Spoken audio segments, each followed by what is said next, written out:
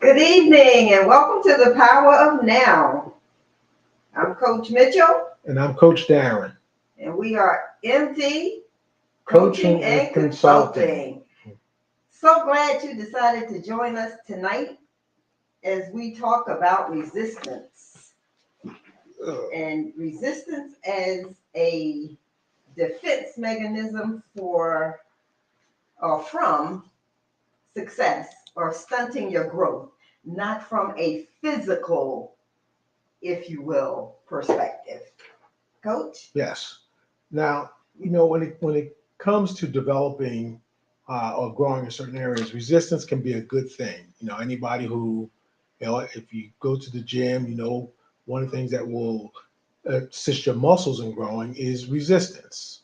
Now, that's a good thing, but sometimes it's a bad thing. And you just want to be aware of it when that occurs, because quite often we resist what? We resist change. Change. That's When the exactly change right. is, yes, when the change is needed. Uh, I have found, Coach Mitchell, that people, even though they have all the signs that they need to change, they will rationalize why they aren't going to change, why they shouldn't change. The phrase, do And you want to be right or do you want to win? absolutely. Uh, But I find that is also predicated by fear, mhm. right? So change as resistance to change is sometimes because we are afraid of what that means, Hmm. what we may have to leave behind, the things that we may have to change within ourselves. Hmm. So it's fear plays a big part in resistance. Yes. I think fear plays a big part along with, and I hate to keep repeating this phrase, you want to be right or you want to win. Being right, is your ego leading the way. And people, if they surrender, which we talked about last time, to what the universe, what God, what everyone around them is telling them, then they have to admit that they're wrong. Hmm. Mhm. And people will rationalize, you know, uh, they'll rationalize their position, even though, okay, so you're right. So what are you going to do now? Like I said, I know people who are stuck, and they will tell you, Coach, we've talked about all angles of this pretty much in all of our sessions, and there are people who will again tell you the same story over and over and still not do anything Hmm. to move to the next phase.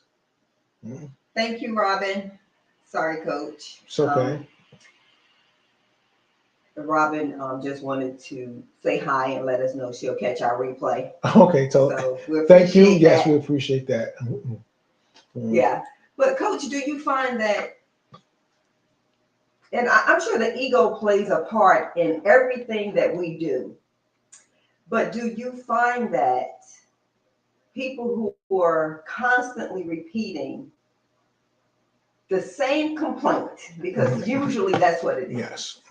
and a part of their unhappiness because they're in a place that they really don't want to be. But do you find that people are just fearful of asking for help? Oh, that's a part of it too. I don't want to give the impression that it's like I don't think it's any one of the things we're going to mention. I think it's all of them appearing in different ways. And you probably, if you drill down, it probably does come down to fear. And I Right. always say the fear, or maybe just laziness. It, I guess it could be either or, depending on the individual. All right, so let's delve into what some of those other things are. Okay, like I said, the refusal to surrender, the the fear of the unknown, and as we said Mm, before, that's where all the magic happens. Magic happens in the unknown. It can happen in the known because You're too familiar. Right. It's going to be the same old repetitive behavior. Yes. Mindset, thoughts, and beliefs, right? Because you're not open to the possibilities yes. of what you can accomplish. Mhm. Not just become, but what you can accomplish. Yes. And I think sometimes people have got so comfortable, as I put in the description. We talk about being in your comfort zone. I'm going to change that, and that I'm going to say it's your discomfort zone. You've become comfortable in that space, even though it's painful to you on some level. You know, and I put you. It's like wearing a pair of shoes that don't fit, but you like them. All right, they these are the nicest shoes, and you will force those shoes more than once, hoping that something's going to change. But the shoe will tell you, no, it doesn't fit.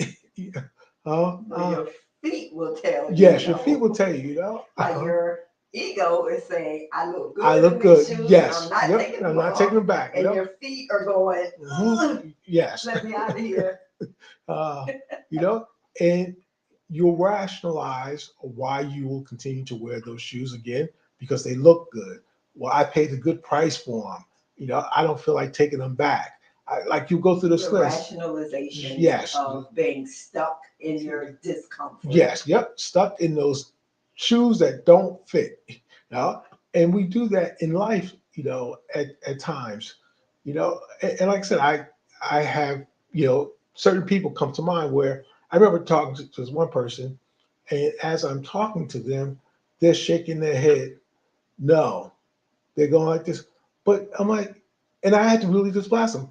You don't have the luxury of saying no to anything because you've been in this place for years. So you don't get to say no. That's just pure resistance. Like you're fighting to be a victim is that's the other thing too. So to keep the title. Yes, victim. So you have fear, you have refusal to surrender, you have victimization, control. Yes, you want to be in control, but like we have talked about control numerous times, that we don't have any. Right. Our lives are out of control because we've tried to maintain control. Yes. Which tells us that we really weren't steering the ship. Right? So if we don't take proactive steps, we're constantly going to be in a reactive state. Yes. Emotionally and in anything that we do in life. Right? So those individuals who like to play victim, and we all have people that we're associated with that are constantly repeating that same narrative, and they live in a state of misery and a place of unhappiness. And they always have that woe is me story. Yes. And it's like, well, if it's such a woeful place to be, like you said, Coach, you don't have the luxury of saying no to my offer to assist you to pull you out of that misery. It's like the man at Bethesda. He laid by the pool that would heal him for 38 years. And he was crippled for 38 years. All he had to do was get in the pool and he would be healed. But it wasn't until Jesus told him to pick up his bed. But that's how people are. They stay in their misery, in their crippled state, because they want to be the victim. They want to play the victim. And their ego tell them they want to be right. So you go, okay, so even if you are right, now what? But how do they tell you their ego? How is it that their ego is telling you that they want to be right? Just by repeating the same story? Yeah, because or maybe giving you the excuse of the story? I think they're kind of, in this case, they're kind of one and the same. They're repeating it and they're trying to get you to come to their side because they just want to feel like, see, I'm right, okay, so now that you're right, you're still in the same situation. And that's basically the conversation Jesus had with the cripple. And I'm not being derogatory, but Yes. he said he was a cripple man. That he asked and when Jesus asked him, did he want to be made whole? Did he want to be healed? His response was, no one would help him. I'm just a cripple. I'm paraphrasing, but I've been here and people have walked past me for the most part for 38 years. And no one has helped me. But Jesus offered him help. Do you want to be healed? Ooh. That's the question. Do you want? I didn't ask you how many people walked past you. I didn't ask you if they didn't help you. I'm asking you right here, this moment in time, do you want to be healed? So what's the resistance? Yes. Was he afraid that he would have to do some work afterwards? Was he afraid that his legs wouldn't hold him up? His mind playing tricks on him?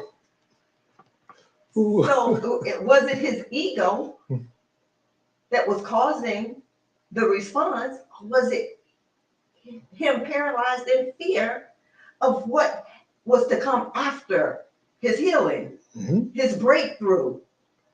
And I dare say it was all of the above. Right? I also think about allowing myself to get frustrated with someone. This goes back 20 years. This person was in a really bad place. And I kept trying to get them, very similar to what you said, do you want to be better? Yeah. They were in like some form of depression because some things had really happened to them. And do you want to be better? And they would immediately go into the excuses. Well, you know what? I'm not here to understand you. I'm here asking you a simple question, because that's where the healing begins, when you simply say, I want to be healed. Right. Now, if you can't say that, then you'll never be healed. Yeah. So do you want to be better? And something I would say, years ago was, first of all, I said, if you're there to help somebody, you have to go where they are. And if you want to be helped, you have to open yourself up to being helped. So that's also like surrender. Right. So like addiction, you have to admit you have a problem. Yes. And you got to face it. And you have to say, I want help. I want help. But this person, they just wouldn't, and it really baffled me, because they were in constant pain. I would say emotional pain, but they couldn't at least, like, I don't know about you, Coach Mitchell. I've been in bad places, and I just, I just said, damn, I things got to change. I want things to change. Things have to change. Please let me know what I need to do. I'm in North Carolina. Yeah. I understand. Yeah. From and even though it was a physical relocation, it was a mental relocation, because the environment had to change. Yes. So, and that's again a classic example. I just believe that the universe will tell you when you really need to change. I mean, everything changes. Nothing is stagnant. Exactly. Yeah. And no, go ahead. No, I was going to say, and just based off of what you said, and you're pushed, and I'm sure most people are pushed to the edge of being in that place of stagnation, because that's where you are when the universe, the spirit, is pushing you to move. It's when you're pushed to the edge where your resistance comes into play. Now, you've been resisting all along, but it's right at the edge, whether you continue to resist the push or you allow the push to push you over the edge, so that not in a negative way, Mhm. but to push you out of your comfort Good zone zone. so that you can make a decision to change Yes. and to move in a different direction. And this again, everything that we've talked about, they're all connected. They all come together because we talk about surrender. When you're Mhm. resisting and yet you say you trust and you have faith, something is amiss there. It can't be both. Because if you truly say that you have trust and faith, then there's no need to resist. Mhm. It's all going to work out. Mhm. Just say it's all going to work out. It Mhm. may not be easy, Right. and I won't say that it's going to be pain free, Exactly. but it's going to be okay. And that's where I said, it kind of makes me think of the phrase that everybody wants to go to heaven, but nobody wants to die. It doesn't work that way. Either then you have to bring heaven to you in this life, and it's not going to happen just by by you resisting. It just does not work that way.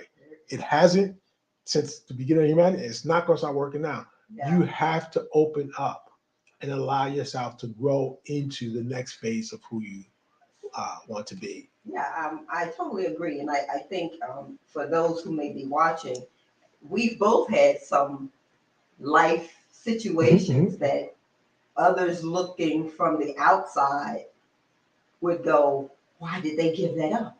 mhm, Right? mhm, But it was because there was that pull, and we decided to step out on faith mhm. versus sitting and staying in our misery, continuing to play a victim or allow someone to cause us to perceive ourselves as victims, Mhm. but taking a stand and taking that step of faith or Yes. that leap of faith Mhm. and being better for the For making for making that decision. yes. So, I think what listeners need to understand is that it's not the end all to the be all to really move outside of your comfort zone to grow into the next level of success that they want to achieve. Yes. And Coach Mitchell, I was hesitant, when doing a description was to use that word success because what people normally think of success, they're thinking about something monetarily, you know, uh, some major accomplishment with accolades. And I said, no, it's really the fulfillment The because fulfillment. yes, because there are some people who know that they have we'll call the material success, but something inside of them is saying, this is not what you really want. This, and actually, a lot of people who've gained huge amount of success and don't follow that voice end up imploding. So when we talk about success, it's really talking about that inner being. It could be monetarily or it could be something else. So Mm-hmm. you just want to clear that up. Yes. So when that, like I said, the universe is telling you that inner voice, you call it the spirit, you call it the universe, call it God. It doesn't matter what you call it. It is there. It's going to nudge you. It's going to push you. It may even slap you in the face. Hmm? The question is, are you going to be open or to allow yourself to go through the process? Mm-hmm. We've seen it. We talked about it in different ways. We pretty much know, you know, if we haven't alluded to it on the Power Now, we may have alluded to it on our Wednesday segment, Inside Outside on Wellness Wednesday. But I've gotten into gardening, all right, and I found that it was a way of me reconnecting with nature, and it's been it's been a really nice journey. But I begin to realize is there's so much in nature, or nature's the blueprint in terms of how we live our life. I tell people it's been given to us. It's another message. Case in point, in order for that plant to grow, the seed has to die. It doesn't work any other way. You're not going to change it. Nature design. That seed, if you dig that plant up, once it starts growing, that seed is nowhere to be found. So a part of you has to die. You got to let it go. Absolutely. Mhm. And guess what? That plant will grow, and it will grow, and it will grow, and it will produce more seeds. Exactly. I mean, we were just talking about that today when we were out, and the crepe myrtles aren't, their cones haven't bloomed in full. Mhm. And these are some of the trees that have overgrown and they need pruning. Mhm. Once you prune it, the blossoms on that tree is going to be full. It's like dead hair. You know, you want long hair, but your edges are raggedy. You know, you need you need to prune, you need to trim it in order for your hair, the roots to be healthy and for your hair to continue to grow. Mhm. So it's not unlike the seed. Something has to die Yes. in order for life to happen. Yes. And it's the same with our ego. Mhm.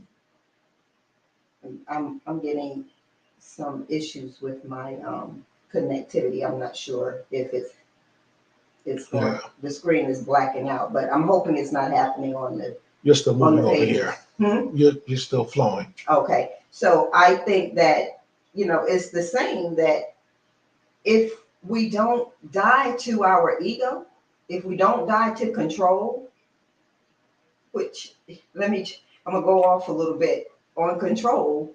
It's like when you tell someone that they have to change their lifestyle, their eating habits to save their lives, they resist, or one might resist, because they feel like you're trying to dictate how they should live their lifestyle, Mhm. versus accepting the fact that if I don't change my eating habits, my lifespan may be shortened. Yes. Instead of looking at it in that perspective, they automatically go on the defense and Yes. feel like you're trying, or someone is trying to dictate or talk down to them, or Judgmental. body shame them, or Right. be judgmental. And that's totally not, you know, what is happening in that scenario. Yes. Right. Mhm. So I think that back to the seed, if you know, you have to die to self. Yeah. Because that seed dies to itself, Mm-hmm. so that it can produce life. Mm-hmm. So you know, and you mentioned, well, I'm just gonna give another example of a classic example of something dying for something else to be born, which is, you know, the classic example that's used in many, uh, you know, areas is the caterpillar to the butterfly. That is the symbol of the major transformation. That when you transform, when you let go, there's no part of the old you available. It's gone. It's died. It's gone. That's different than, you know what, than when we change. All right. We can improve and we can change. In both cases, we can slide backwards. mhm. But when you transform, there's no going back. That's total transformation. So again, that's the seed, all right, to the plant. But guess what? You know, Coach Richard, you mentioned pruning. Well, guess what? That's an ongoing process. So after the Yes. plant, you know, and again, I'm gonna go back to, you know, to the gardening / farming, whatever you want to call it, is I think you like calling it farming. I think you like being a farmer. you know, you know, and again, it's becoming a total transformation. And I'll be honest. There are times when I have those images, you know, because Richard, you've known me a long time. You know what? This is the same guy that wore suits with the French cuff shirts, the tie, the briefcase, the drop top car. I mean, everything that signified corporate America. And those moments will hit me. Yeah, I got my hands in dirt. Sophisticated and Yeah. highly educated. Yes. Dirt. What? Yeah, yeah. So, is it a total transformation? I won't say it is because yeah, I could go back to the other, you know, uh, and I probably will go back. For me, it's going to be a balance. I have found Right. some place, another aspect of myself that I can dig into. No pun intended. But I just, you know, I just want to say this real quickly: is use the word prune when you go through these changes where you start to, let go of your resistance. You're going to continue to have to prune yourself. And here's the thing, too: when you prune something, guess what it does? And this is what I found too, that people new to this, because I experienced, are afraid to prune their plants Mhm. because you think you're going to harm it. Yes. So guess what? Well, even those that are not new to it, because I'm gonna have to I'm gonna have to call my mother out on this. She does not favor pruning or cutting any of her plants or vegetables, any of it, her flowers. Oh, it is so beautiful. That's in her mind. Mhm. She can't get past the fact that if you cut it, it will grow larger versus if I cut it, I'm killing it. Yes. Or I'm just cutting away a part of beauty, a part of nature. Um, and that's it. That's what nature gives us, again, another lesson, because it has been proven that when you prune the plant, what it does, it actually responds in a way to cause it to, it It stimulates. It stimulates it. stimulates the plant and then it starts to flourish. So sometimes we got to prune things in our life. We got to cut them off, cut them out to allow us to come into our fullness. Absolutely. Absolutely. Hi, Stacy. Thanks for joining us. Oh, she said she finally found us. I'm sorry we were lost. Yes. Yeah. I'm still trying to find myself. Thank you. Mhm. So, But we're glad you joined us tonight as we yes. talk about resistance. Mhm. So, you want to ask yourself if you're, first of all, we always say the key to everything is the awareness. And the awareness requires honesty. Right. So you have to ask yourself, am I fighting the same battle over and over? Is there something in my life that I can't move beyond for whatever reason? And again, when we talk about awareness, there's no judgment. So Right. again, when we share this, we're not judging anybody. Right. Because we've all struggled at some point in our life with something we've been trying to overcome to become. Right. So and you still do. yes. So no judgment zone here. Right. So you want to get to that point where you can observe yourself without judgment and ask yourself, is it something I'm resisting? Hmm? Some people say we resist blessings. And most people would think that's some crazy stuff. Who would resist?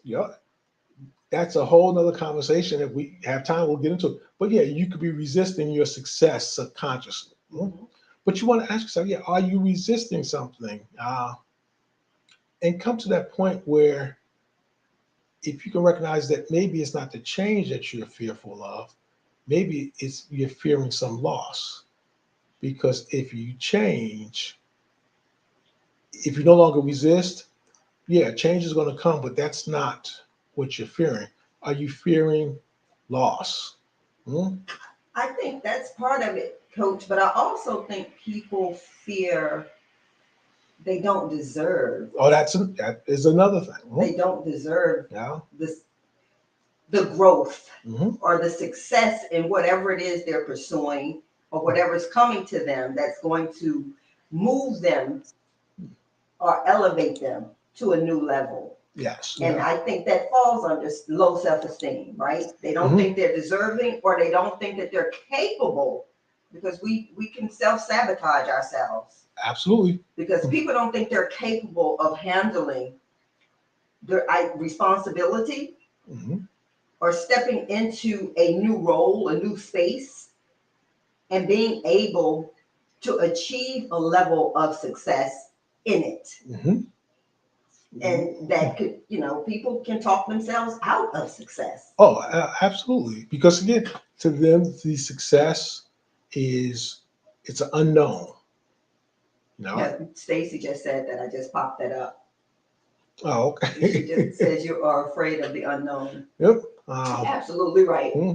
And I just want to go back and give an example where could you be afraid of losing something? And this is going to sound, it's classic, but you could maybe understand Mm-hmm. how this plays out.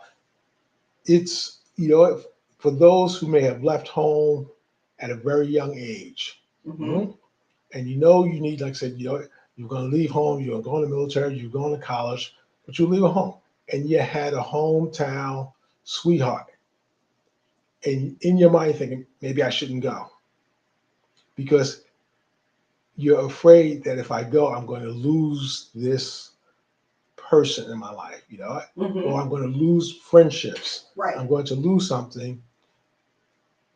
And it's not the change itself, it's the fear of loss. Do Mm. you rationalize that in other ways? And you're like, I'm going to stay at this job because if I'm gonna lose my benefits. Yeah, well, if you go crazy, you might need those benefits. But people say they want peace of mind. Right. So you're losing. Yes. You're losing by Mhm. staying. Yes. So just look at that as a possibility when you are able to have the awareness and be honest with yourself about Mm-hmm. yourself. Mm-hmm. Uh, I found one of the things. Actually, we were just talking about this earlier. Is we get caught up in believing that we know it all. Uh, Sometimes we believe we know what's best for ourselves. Sometimes we don't. That's where the trust and the faith come in. Where you surrender. Listen, I don't know. I'm going to trust that. I'm going to be okay.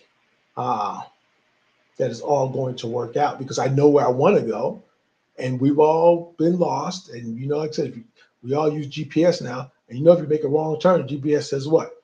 Recalculating. Rerouting. Yeah, rerouting. All right, you're going to be okay. Is it stressful in that moment? Absolutely. And especially if you're on a time Mm-hmm. limit. But guess what? You will arrive at your destination at some point. Right. And even if you didn't, guess what? You're still okay. Hmm? Now, Exactly. Unless you're the keynote speaker. yes. No. Just kidding, Yeah. just kidding. But going back to your example of the person going off into service or may having to relocate and Yes. leave a relationship Mm. or a person behind, I think that also plays a part in resistance, not in that moment in time, but in relationships over time, because you don't want to repeat that in the event that you did leave to go off and you lost that relationship. Mhm.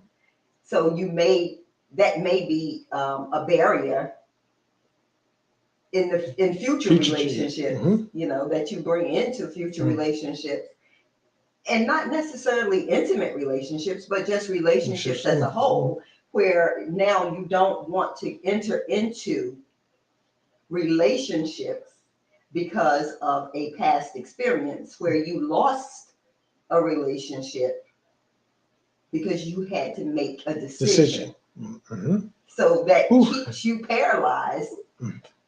from making Mm. decisions and moving forward. Excuse me. You just said something that opens up another door to resistance. Is there something playing out from something that occurred previously in your life that's causing you to resist, what? The new, the change, that which is better for you. Mm-hmm. And this is a hard one because our brain plays tricks on us. Mhm. Uh, People need to know that again, our brain, number one thing is to keep us safe, what we believe safe, which means in that comfort, discomfort zone, I'm safe here. Uh, so your brain may not be the best tool to use.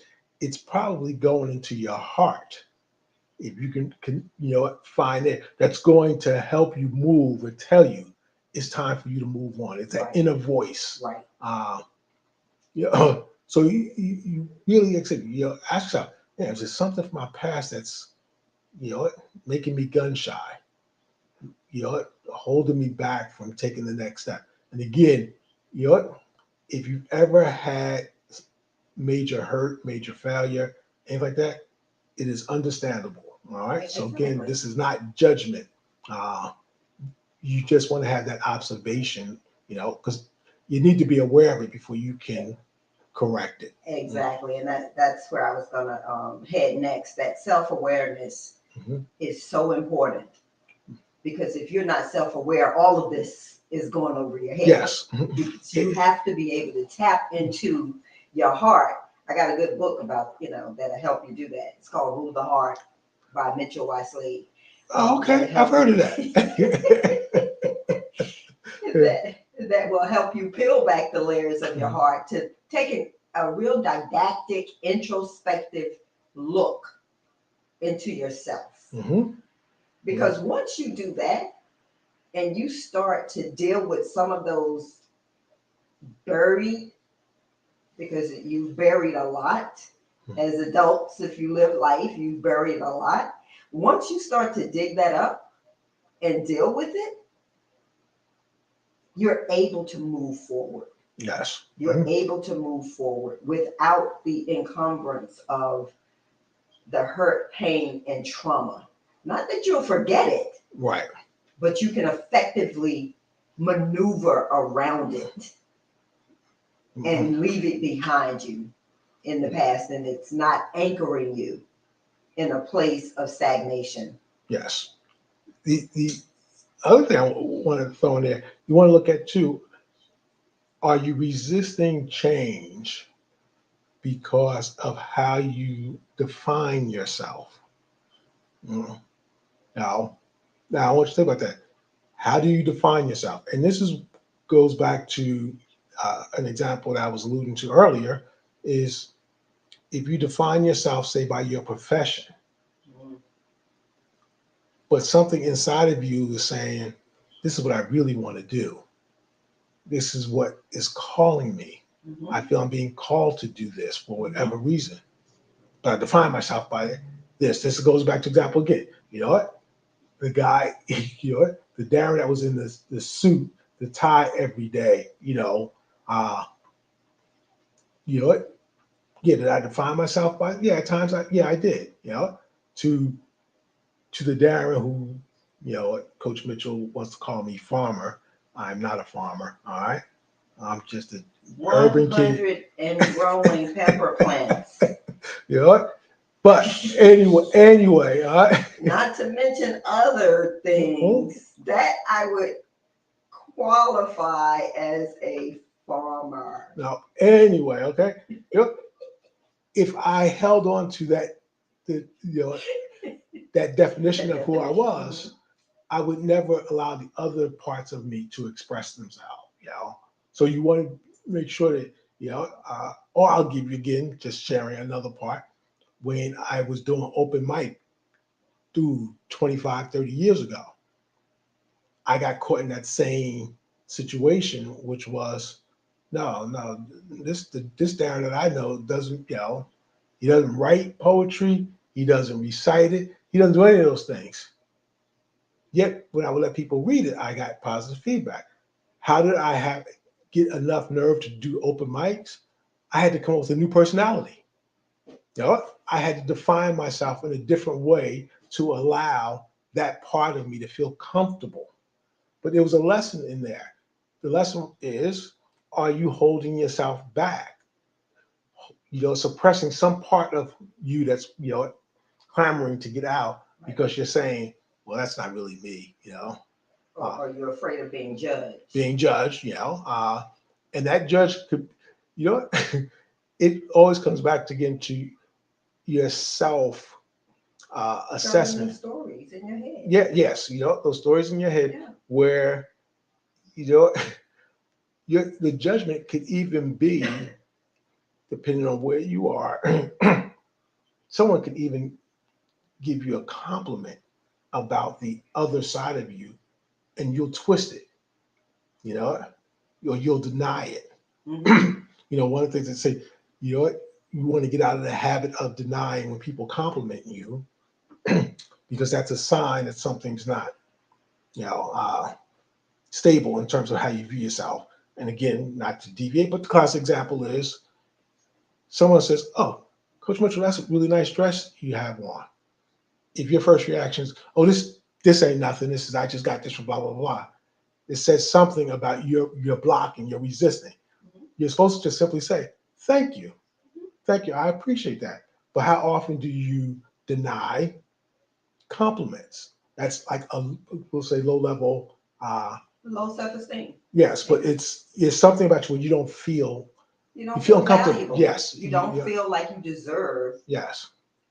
the gratitude, You know, like I said, the compliment, the the acknowledgement. compliment, Yeah, well, the acknowledgement. mhm, And that can happen in any area of your life, but that is a classic example of people feeling not worthy yes, and bringing that from, maybe their childhood experiences or even just experiences in life where they have been devalued yes, and demeaned.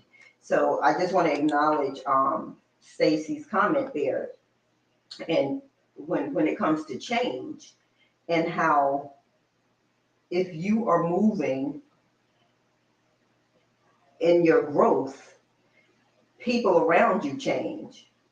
And if mhm, you're not getting, if they're not able to applaud you, keep it moving, yes, because people in your circle should be your biggest champions and cheerleaders. mhm, Strangers shouldn't have to give you that if you're moving in a positive direction, right?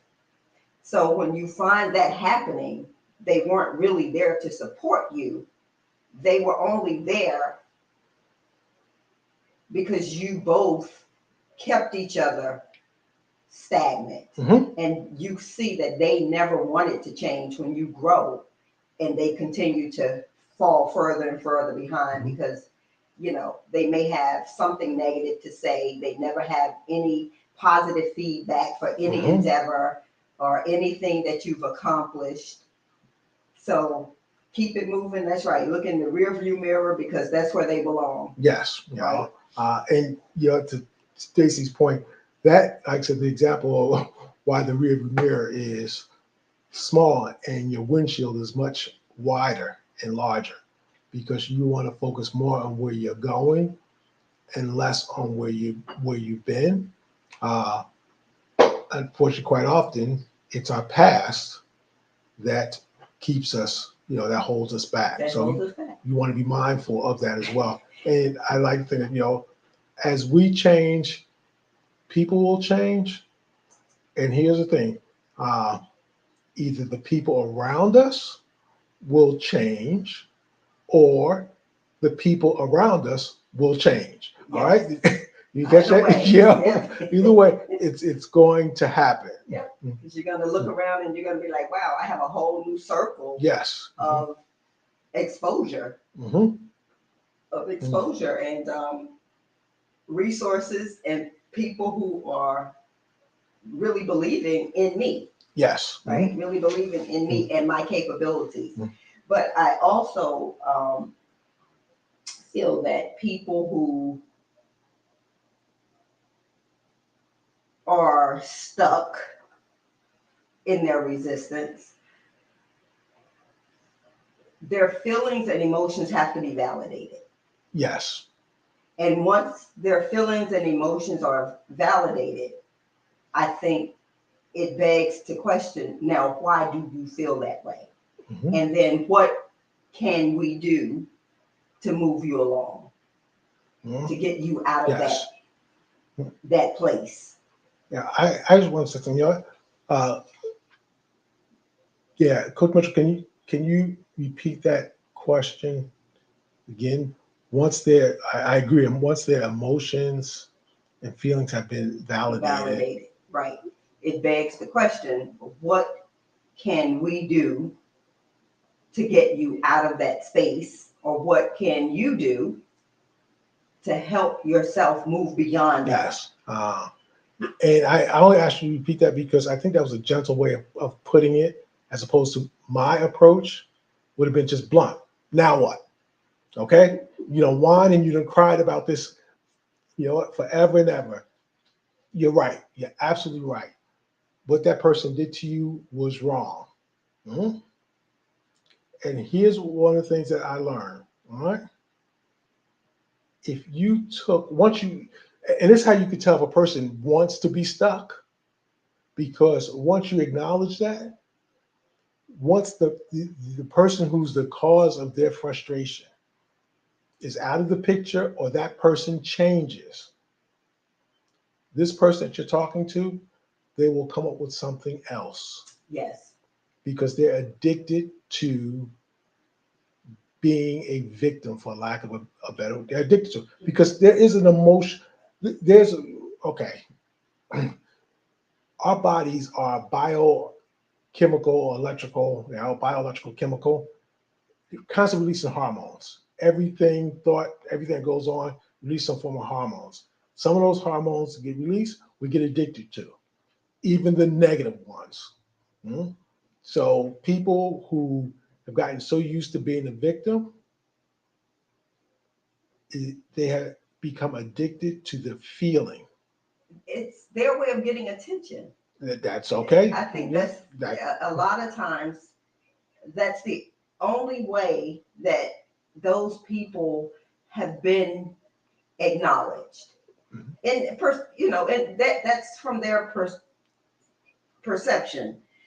I think that when people stay stuck in that space, and like you said, once one issue has been eliminated or identified, and I won't say they've overcome it, because that person's mental state, their emotional state is very low self-esteem. And I believe it is their way, in some instances, of calling for attention. And if Mhm. they're not constantly complaining about one thing or another, then no one's engaging with them. So how do I get someone to pay attention to me? I scream fire in the theater, Mhm. right? So I think that's part and parcel of what the issue is with people who are stuck in that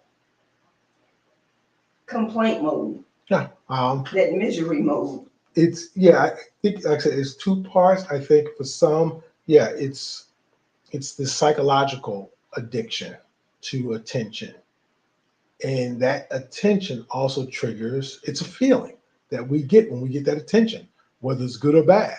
Um, you know, it's goes back to a classic. You know, child in school who's a class clown. Yeah. You know, they might be able to do the work, but that doesn't give them the attention that they're seeking. They don't get the same feeling. Whereas if I act out, and this is where they're not even aware of it, you're acting out, you're complaining, you're really a negative vibe, but you're getting the satisfaction of All this eyes on me. Yes. Now, I think that's what they call it. They call those folks Karens now. You know, they got something to say negative all the time. You know, and I think that that's really a good point to ask yourself. Uh, uh, are you in a negative space where you see all the ills with every situation, Mm-hmm. and is that a way of you getting some attention? You know, uh, again, just another way of trying to assess. You know, I think the fear of change. One of the other things you might want to do is you really want to open your mind. You know, you want to work toward what is known as a growth mindset, because that actually will add to or improve your ability to deal with change. Mm-hmm. Uh, you want to, have your ability to deal with change. You want to be adaptable, and especially in today's times, where things are moving so quickly. Mm-hmm. I just read a blurb. uh, I didn't get a chance to read the whole article, but basically it said something to the effect of 85 million jobs will be lost in the next 2 or 3 years. It wasn't like 20 years. I think it's Mm-hmm. very close. But guess what? They said they started out with $85 million will be lost, $97 million will be created. Bam. All right. Game. Yes. So, but it's going to be changed. We all know AI is making its way. It's become more prevalent. There's going to be change. So when you have a growth mindset, it will open you up to dealing with possibilities as opposed to limitations. You know? So how do you get a growth mindset? It's constant learning. Learning in any and every way you can. And there's no excuse not to be a continuous learner now because you got the internet at your fingertips. Yeah, and now you have built-in AI into your search engines, so you really don't have to take a class in order to become an expert. No. And if, like you said, that growth mindset, part of that is paying attention to what's going on around you. Yes. What's happening in different industries. Because like you said, 97 million jobs are going to be gained. Don't harbor on the 87 that's going to be lost. What are the sectors that are growing? Yes. And where can I fit in? Where can I make a difference? And you just, again, nudged another area because imagine you mentioning that to someone and their response is 85 million jobs. You know what? And they go into this whole diatribe of why these jobs are being lost. And you know what? It's greed, it's this and that. They totally miss the 97 million new jobs that are going to be created. Because that means in order for me on that side, I'm going to have to do something. And I don't want to do anything because I want to stay in maybe in the 85 million jobs are going to be lost because guess what? That gives me a reason to complain. Whereas a person with a growth mindset will say, well, I need to find out where those, 12 million. Yeah, those extra 12 million jobs are going to, come. Where are they going to be? I need to go learn something. So part of moving beyond your resistance or making it work for you is, you want to, again, get a growth mindset. And you want to get comfortable welcoming in the change that's in the future, because the future is going to happen with or without you. You resisting it is not going to help you. I know. Like I said, I've been in technology, for the early part of my career, for a good portion of my career, and yet I was somebody who was always last to adopt new technology. And sometimes it didn't work in my favor. So you want to be comfortable with, like I said, adopting change, adopting new technologies. Do you need to become an expert in everything? No. So just tell yourself, no, I'm gonna go play around with this. That helps you to get comfortable with something new, because that's what you're really trying to accomplish is, how can I just be comfortable with the unfamiliar? Right, exactly. And I would say if you have people in your space that are resistant to change, then you develop the friction.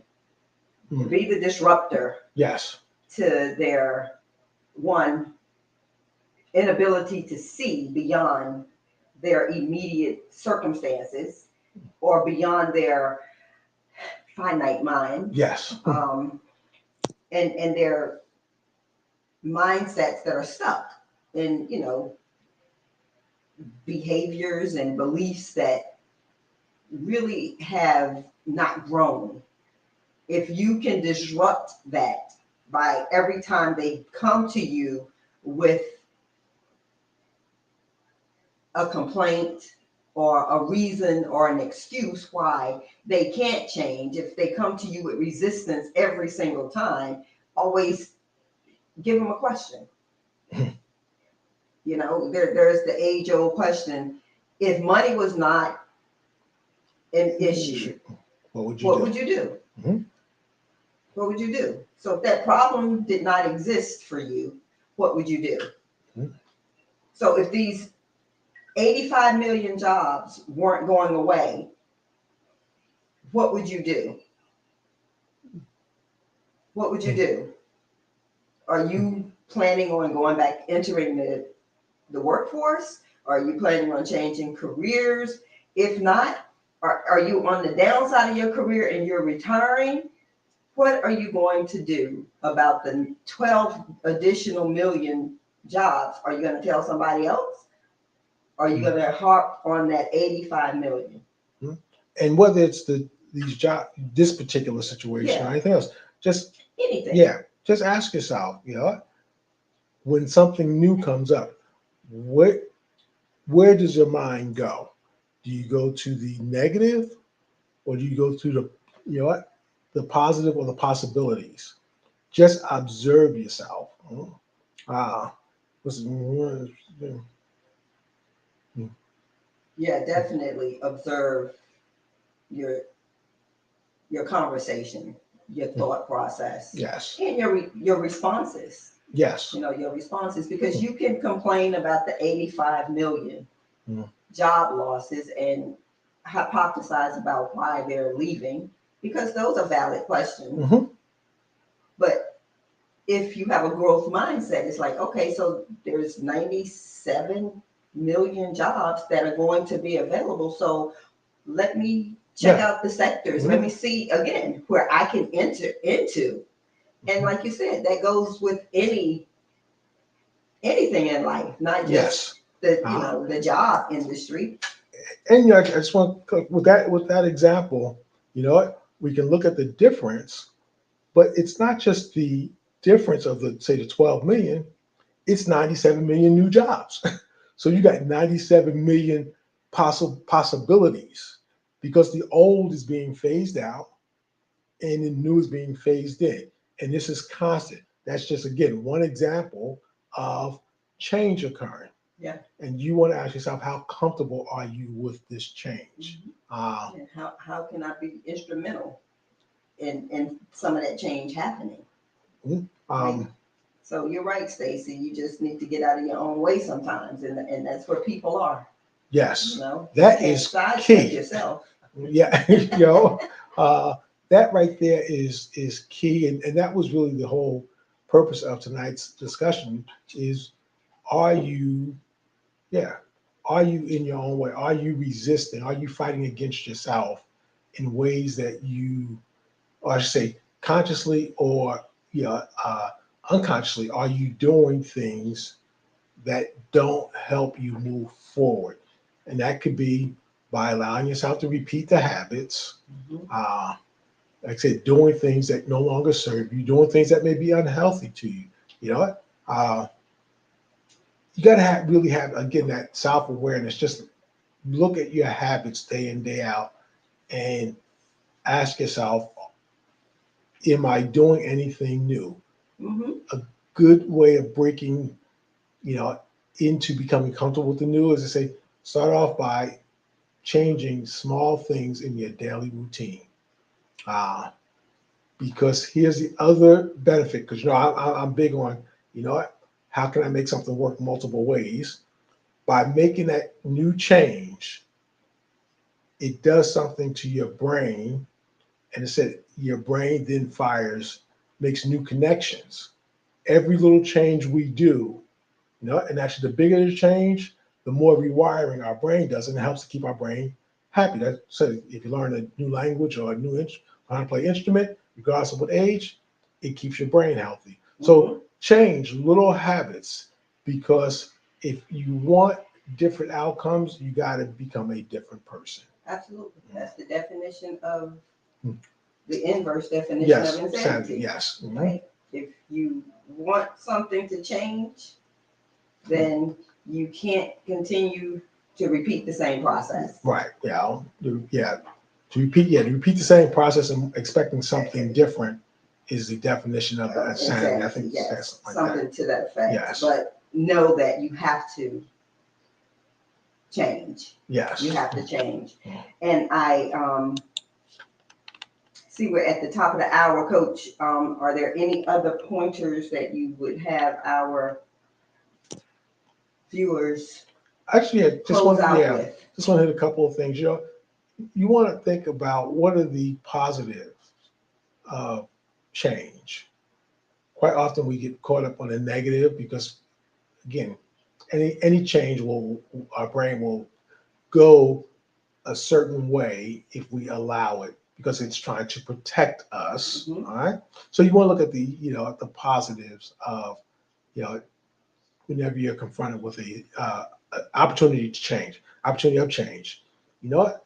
Find, a mentor or a coach to walk you through it. Mhm. We're always here. You know what? Because sometimes, yeah, we all go through something, and it's nice to, as I say, hold hands as we crossing the street. Absolutely. You know, uh, And I think also one of the important keys to that, Coach, is that sometimes just having a conversation with someone mhm. will bring something out that you yourself didn't think about. So having Yes. a coach that has the tools and the techniques that can bring you to a new level is absolutely instrumental in your growth Yes. process or Mhm. journey, right? And Mhm. it'll bring you beyond that resistance. Yes. You really want to work on uh, developing your trust and faith. You know that yeah, it might hurt to change the new path, new journey. It's may not be a smooth ride, but you just want to trust, and have faith. It's all going to work out. Mhm. You Because want to tell yourself, I'm going to be okay. absolutely, You because usually when you look back after you've made that decision to push past the resistance, when you look back, you're so glad that you made that change. One of the first questions that you ask yourself is, why did it take me so long to do this, right? Yes. So on that note, Yeah. Coach, Yeah. I'm good. it's been a great evening, great discussion. Stacy, thanks for hanging out with us. Yes. Vet, thanks for jumping on. Join us tomorrow night here for Inside Outside on Wellness Wednesday, where we'll be sure to bring you a delicious, healthy recipe of some sort to introduce and incorporate into your healthy eating journey. I'm Coach Mitchell. And I'm Coach Darren. And remember, maximize each moment, because if you don't start now, there will be no next. Have a great night. Good night.